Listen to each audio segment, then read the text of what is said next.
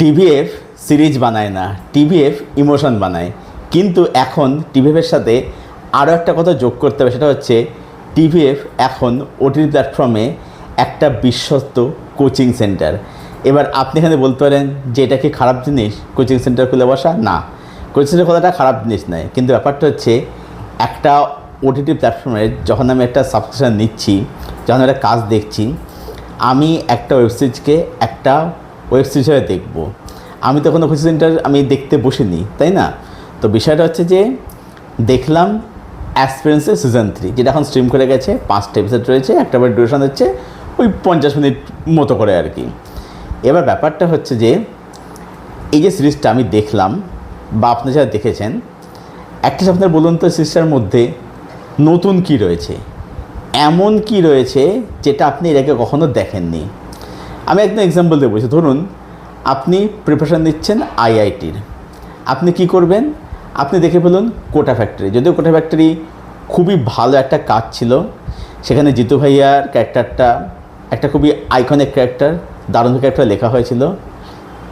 ছবিটা বেশি সিরিজটা খুব সাকসেসফুল হলো, জিতু ভাইয়াকে নিয়ে আমরা আজও সেলিব্রেট করি।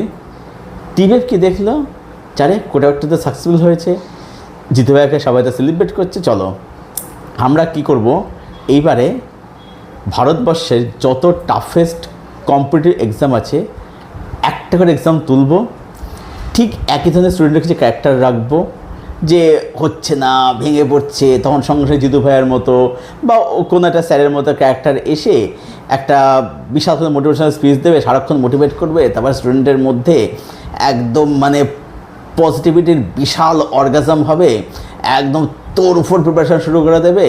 এই জিনিস হচ্ছে, ঠিক আছে, ওই এক ঘিসাপিটা কিছু মুহূর্ত থাকবে, ভেঙে পড়ছে এই সেই হ্যান ত্যান, তারপরে সে ওরকম মানে শরীরে অর্গাজমের সঞ্চার ঘটাবে কোনো একটা স্যার এসে, তারপরে সেই মানে উঠে পড়ে লাগবে, এইসবই হবে আর কি।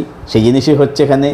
তারপর ধরুন আপনি যে ইউপিএসসির প্রিপারেশন নিচ্ছেন, আপনি দেখুন অ্যাসপিরেন্স 3টে সেশন চলে আসলো, তারপর তার স্পিন অফ যেগুলো রয়েছে, এসকে স্যার কি ক্লাস, সন্দীপ ভাইয়া, এগুলো যদি এসকে ক্লাস সন্দীপ ভাইয়া এগুলো ভালো কাজ ছিল, যথেষ্ট ভালো কাজ ছিল। কিন্তু আপনি দেখেন যদি ভালো করে যে সন্দীপ ভাইয়া বা এসকে স্যার ক্যারেক্টারগুলো কিন্তু অলমোস্ট কিন্তু একই ধরনের ক্যারেক্টার।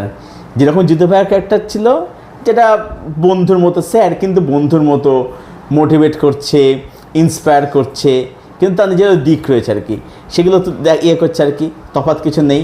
আপনি ইউপিএসসি পড়তে যান, সেখানে সন্দীপ ভাইয়া এসকে স্যার এদের স্যার আপনি পেয়ে যাবেন আর কি, কোটা ফ্যাক্টরিতে জিতু ভাইয়াতে রয়েছে আর কি, তো আলাদা কিছু পাচ্ছেন না। তারপর কী হচ্ছে, ধরুন যখন আপনি প্রচণ্ড বেশি এফোর্ট দিচ্ছেন, তখন কি হচ্ছে, আপনার সাথে আপনার কোনো বন্ধুর বিচ্ছেদ হয়ে যাচ্ছে, বা ধরুন আপনার স্টেডি গার্লফ্রেন্ড আপনাকে লেঙ্গি মেরে আপনার বন্ধুকেই বিয়ে করে নিল, তাতে আপনার সঙ্গে বন্ধুর বিচ্ছেদ ঘটে গেল। বা উল্টো হতে পারে, আপনার বন্ধুর গার্লফ্রেন্ড বন্ধুকে লেঙ্গি মেরে আপনাকে বিয়ে করে নিল, আপনার সাথে বন্ধুর বিচ্ছেদ হয়ে গেল, ওই একই জিনিস। তারপর যখন কী হচ্ছে, যখন সাকসেসফুল হয়ে যাচ্ছে, তখন সেই বন্ধুর সাথে কী বিচ্ছেদ হয়েছিল, আমার গার্লফ্রেন্ড আমার বন্ধুকে বিয়ে করে নিল, আমার বন্ধুর গার্লফ্রেন্ড আমাকে বিয়ে করে আমার সাথে বন্ধুর বিচ্ছেদ হয়ে গেল, ওই একই জিনিস দেখে যাচ্ছে। কেন? মানে এর থেকে আলাদা কিছু করা যাচ্ছে না।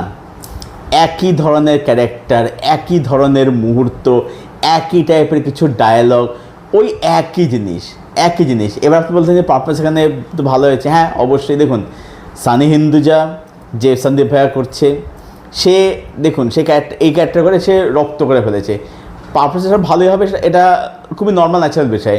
দামিন কাস্তিরা সে ভালো কাজ করেছে, সবাই ভালো কাজ করেছে এখানে। ব্যাপার যে এটা একটা ক্যারেক্টারকে অভ্যস্ত, কিন্তু সেটা কি নতুন কিছু কি অ্যাড করছে না। হ্যাঁ, যদি আমাকে যদি জেনে নিতে ভালো দিকে বলতে বলা হয়, হ্যাঁ ঠিক যেটা দেখাচ্ছে এখানে একটা ঘটনা ঘটে যেখানে এন্ডটা হচ্ছে, সেটা কিন্তু বেশ ভালো, এন্ডিংটা কিন্তু বেশ ভালো।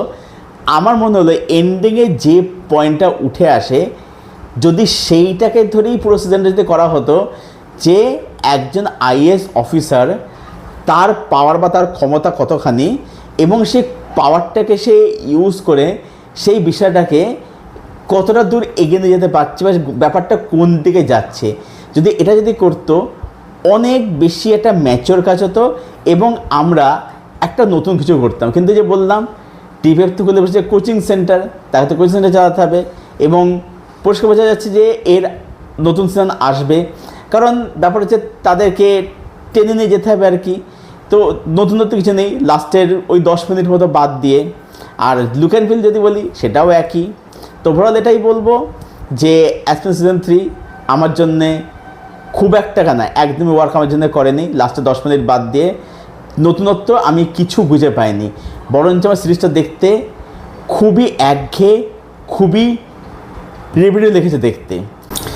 রেটিং আমি এটাকে করব 3 আউট অফ 10, তাও 3 দিচ্ছে ওই বললাম লাস্ট 10 মিনিটের জন্যে। আর পারফরমেন্সগুলো ভালো সেই কারণেই, আর লুক অ্যান্ড ফিলটি যেরকম হয় সেরকমই আর কি, নতুন কিছু নেই, এই কারণেই আমি তাও 3 দিচ্ছি আর কি। তো এটাই ছিল আমার রিভিউ অ্যাসপেন সিজন 3কে কেন্দ্র করে।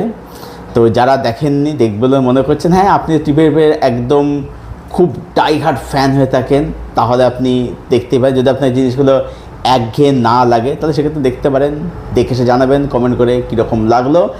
আর যদি কেউ দেখে থাকেন যারা দেখা হয়ে গেছে, আপনাদের কি ওপিনিয়ন সেটা অবশ্যই জানাবেন কমেন্ট করে।